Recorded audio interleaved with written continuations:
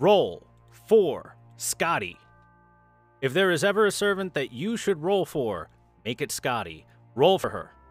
I am constantly asked, is Skadi really as good as people say? Should I save up for her? And the answer is no. She's not as good as people say. She's better than what people say. This servant is a must roll. She is an extreme threat to your wallet. Look at her. She already has it. So I'm giving you time to save up. Her banner is supposed to come out at the next anniversary. Around July-ish, maybe they'll push it back, sometime around there. This video is being recorded on February 6th. This will give you a few months to save up, around 5 to 6, and you should definitely do so. So obviously, our topic servant today is Skadi. This servant is so good that after she comes out, the 3 card types will go from Buster, Arts, and Quick to Buster, Arts, and Skadi. And if that sentence alone wasn't enough to convince you to roll for her, let's cover the various things about her. First off, the Skadi system. The thing that makes her tick. Her stats, her deck and NP, passives, her skills, the cost of those skills to max out. Comparing her to other servants. And after you definitely are convinced to roll for her, we'll talk about skill leveling priority, what CEs to equip to her, and what servants are best to group with her, and, you know, general tips on how to use her. So the first thing to look at is the Skadi system. What is the Skadi system? What could this thing possibly be? Why is there a whole term named after her? Well, this is the system of employing 2 Skadis and 1 AoE quick Noble Phantasm attacker that is able to regain enough MP charge after the use of an MP to use NP again next turn. NP, NP, NP, NP. Basically, it allows you to 3-turn quests consistently, making farming fast, easy, a no-brainer. This speeds up farming for events, it speeds up farming outside of events, it makes life much easier. Considering the fact that most of Fate Go is farming for 3 waves of enemies, being able to make that faster and simpler is extremely desirable. There is a decently large number of servants that this works with, and you're able to hit most classes' weaknesses with this system fairly easily. Whether it be something like Lancelot Berserker, Edmund Dantes, etc., you're able to clear out just about anything that comes your way as long as you have at least 1 or 2 servants that can work with Skadi. I'll make a video that explains the Skadi system much more in depth in the future, so look out for that. Now on to her stats. Skadi is a 5-star support caster, meaning that she is strong against assassins and weak against riders. She has 10,753 attack, 14,406 HP. A little bit low, a little bit below average in the attack, okay HP, but overall her base stats wind up to be middling, but it hardly matters that much as she is a farming support. Her hidden stats show that her MP gain per hit is only 0.67, that's relatively low, but her cards have a decent hit count, 4 on Quick, 3 Arts, 4 Buster, 5 Extra, and to help offset that even more, she has Territory Creation EX that'll boost her Arts cards greatly. Her star weight is only 49. This is pretty below average, which is good. You don't want your supports stealing stars from your damage dealers, you want your supports letting those stars go to them, so that helps a lot. And her star creation rate is 10.8%, which is pretty alright. Her 2 quick cards in her deck are going to be pretty decent for gaining stars because of this. Moving on to her deck and her NP. She has a deck of 2 quick cards, 2 arts cards, and a single buster card. Unfortunately, she only has 2 arts cards. It's going to slow down her MP gain, but the extra quick card with her decent star rate means that it's a lot easier to generate stars for your damage dealer. But to further that, her MP isn't really what she's used for. Unlike Merlin, her MP is not terribly important. As for her Noble Phantasm itself, though, it is Gate of Sky, gate to the magical realm brimming with death. It is an arts type Noble Phantasm, completely support-based, no damage. It increases the party's critical damage. This is based on the NP level, going from 30 to 50. Gives the party an evasion for 1 a hit which can be very helpful if you're about to take an NP if it's a harder fight. Gives the party instant kill immunity one time, which is alright. It doesn't come up often, but, you know, if they happen to throw another King Hassan challenge quest at us, that's going to be pretty nice to have, right? Right. And finally, reduces the party's damage taken, gives you a straight damage cut for 3 turns based on your overcharge. Most of the time you're going to get the 500, so it's not a big deal, it's nothing massive, it's just a nice little extra bit of support to have. The big things here are definitely the critical damage up. 30% at MP level 1 is nothing to scoff at. And of course, granting evasion for 1 attack, which can allow your party to survive something that might otherwise cause a death. But overall, her MP, while decent, it's not really what she's known for, what she's good at. Let's move on to her passives real quick. She's got Territory Creation EX, making her arts cards 12% more effective, which is great. Item Construction A, increasing debuff success rate. This is going to go well with her second ability. And finally, Core of a Goddess A, gives her a little bit of extra damage. The best thing out of it is the increased debuff resist by 25%. Overall, very high-level passives. They're very good passives. But nothing that really is going to change her gameplay other than Territory Creation being a big thing to help her reach that Noble Phantasm again. Now let's move on to the thing that makes her shine, her skills. This is the big thing. This is where she becomes, in my opinion at least, the best servant in the game. First off, we have Primordial Rune. This will increase her quick card effectiveness and the critical strength of any ally, including herself, by between 30 and 50% based on level for the quick card effectiveness, and 50 to 100% more critical strength based on level. This skill by itself is better than some servants' entire kits. This is an insane buff. The Quick Up alone is the best Quick Up buff in the entire game. The only thing that matches it is an NP5 500% full-charged Osakabe Hime Noble Phantasm. Otherwise, there is not another quick buff in the game that is a 50% for 3 turns, or more. It is the best one. Then, you take that and throw 100% crit damage on top of it for the quick cards. That's crazy. This skill is insanely good. It rivals Merlin's Hero Creation EX, maybe even beating it out. Next up, we have Freezing Blizzard. This will decrease the defense and critical rate of all enemies for 3 turns. The defense and critical rate both scale between 20 to 30% based on level. It's alright, it's pretty good overall. The defense reduction is pretty big in taking out bigger enemies or allowing your servants to easily gain an overkill for a better Noble Phantasm charge refund.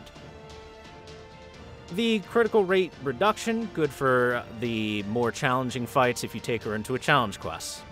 Finally, her third skill, Wisdom of the Great God, very simple.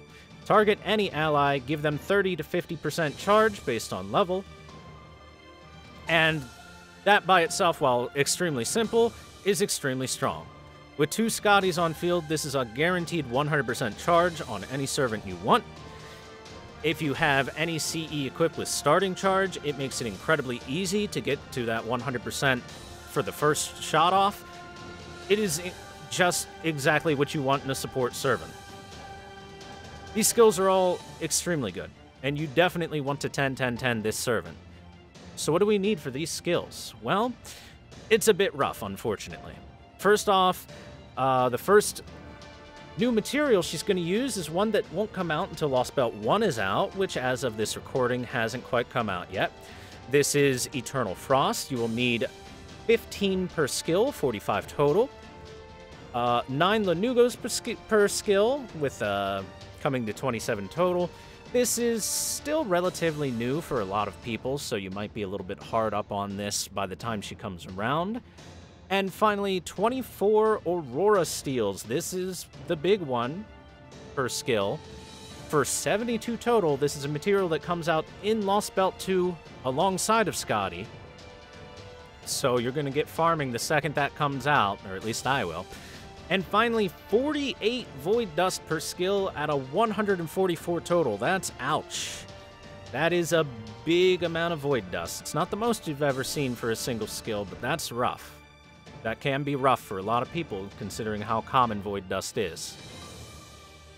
It's worth starting to think about farming for these things as soon as possible. Once Lost Belt 1 is out, get working on to those Ice Cubes. Get some Lanugos now if you can. Get Void Dust if you need to.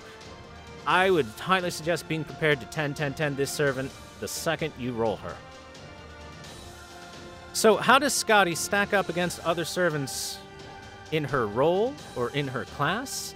Well, considering she's a support specialized for the Quick class, if she's supporting any Quick servant whatsoever, nothing compares to her. She is the absolute best, the queen, the top. Furthermore, if you're trying to 3-turn farm, while Tamamo's great for trying to set that up, get in the front, Abby, don't hide.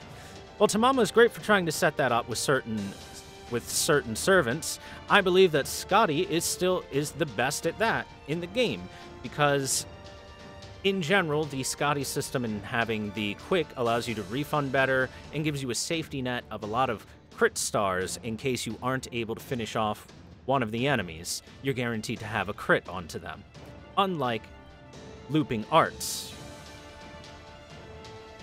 Her biggest weakness is really that her cooldowns are a little bit longer than some of the other support servants out there, and once her 3-turn buffs are gone, she's kind of lackluster as compared to Merlin, who has his Noble Phantasm pumped constantly, or Tamamo, who every time you pop an MP, lowers cooldowns and everything like that. Even Osakabe Hime has the strength of her MP being pretty darn good. Unfortunately, she relies entirely on that. So, you know. She's kind of like Waver's NP, where it's nice to have, it's good, but it's not amazing. If we compare her to other Quick servants, or Quick support servants, overall, then Skadi is still crushing it. Even Osakabe Hime, who was designed as a Quick support servant before any other Quick support servants were really straight up, that's their niche, she doesn't even come close to comparing to how good Skadi is. It's impossible to even compare any of these servants to how incredibly good Skadi is. Her Quick buff alone is as good as Osakabe Hime's best possible NP at a 500% NP5 charge. Atalanta can technically match her Quick buff, but only for 1 turn, and that's without the crit up. Skadi has absolutely no competition whatsoever when it comes to fulfilling what her role is. So my personal opinion, Skadi is the best servant in the entire game. She is the entire Quick class. She carries the entire Quick card class on her back. Without her, Quick would basically stay a meme. With her, Quick is arguably the best card type to use. I have some before and after tier lists to show you.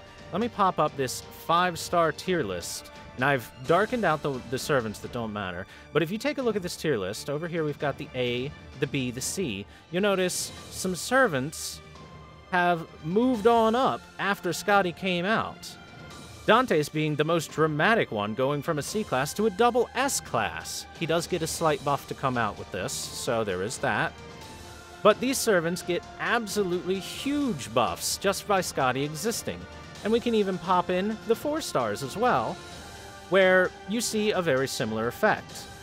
The most noticeable ones in this particular class are Atalanta, who went from C class to an A+, and Lancelot, Berserker, who went from lower A class to double S class, literally ranked the best 4-star servant in the game after Skadi comes out, just because of how damn good he is at farming with her. I honestly kinda hate how incredibly good she is. You need her for Quick servants to work really well, for most of them at least, and that means that they can't fix Quick's base problems, which means roll for her. She is the band-aid slapped onto the problems that Quick has. So obviously you're rolling for Skadi. Let's look over her skills and talk about skill priority real quick, because while I say you gotta 10-10-10 her, let's say you don't have the materials for it when she comes out, what should you focus on? Start with Primordial Rune. That's the first one to go to rank 10. The Quick Up is how you set up looping, it's how you murder challenge quests, etc. This is her bread and butter. It's what she focuses on. The next best skill for her to focus on is obviously Wisdom of the Great God, because a 50% charge to any servant you want is no joke. It easily sets up NPs for farming, challenge quests, whatever. It starts the Skadi system, which begins with your first NP while buffed by Skadi. So, it's easily almost tied with Primordial Rune, but Primordial Rune's the #1 because of the fact that it gives you the damage to allow the looping. And finally, Freezing Blizzard is the one you can wait the longest on. You can leave this at a relatively low level early on. It only gains 10% effectiveness over the level, so it's not massive, but don't sleep on it for too long. It does make a difference.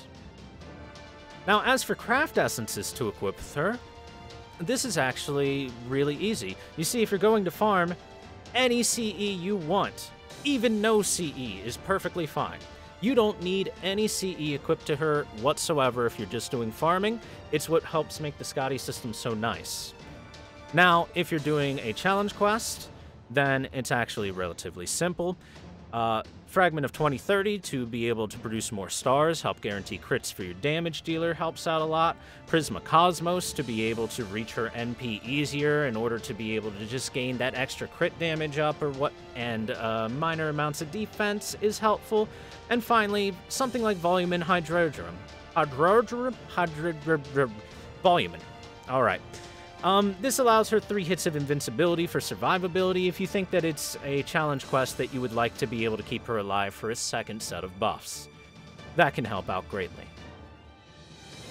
Now, what servants are the best to group with Skadi? Well, in general, if a servant has a quick Noble Phantasm that deals damage, pair that servant with Skadi. Done. Easy peasy. But let's be a little bit more specific. Obviously, farming is the main priority here, so what are the best farming servants to pair with her? Servants like Lancelot Berserker, Edmund Dantes, Parvati, Atalanta, and Valkyrie when she comes out. She'll come out right before Skadi, are all absolutely fantastic. They employ the Skadi system well. These are the best servants for it.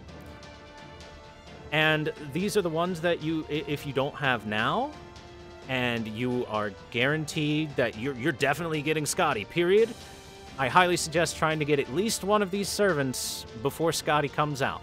You will have some opportunities at several of them. So, as for how to use her, it's quite simple. Buff your quick damage dealer. Charge their MP to 100%. Let your quick damage dealer MP the wave. Rinse and repeat. Skadi system OP. It's basically automatic. There's very little thought process you need to do. Again, I'll go into it a little bit more in depth with specific servants and examples and everything for those that want to know how to make it work easier, what MP levels you might need, etc., etc. But overall, very easy to use. So, too long didn't watch? Roll! Roll for Skadi! She is the best servant in the game. She carries 1/3 of all damage types on her back. She is the entire quick class, basically. She speeds up farming incredibly fast. She's extremely good at farming. She's pretty damn good in challenge quests as well. And also, it's Skaha, but even cuter and more waifu. Who doesn't want that? Just roll for her. I shouldn't have to convince you any more than this. This should be a no-brainer. If you enjoyed this video, be sure to follow me on Twitch, link in the description, see these recorded live, watch Fake Go gameplay, ask questions, yada yada yada, join the Discord, and look forward to a video detailing the Skadi system in more depth. Thanks for watching, guys. I hope you enjoyed, and I'll see you next time. Roll for Skadi!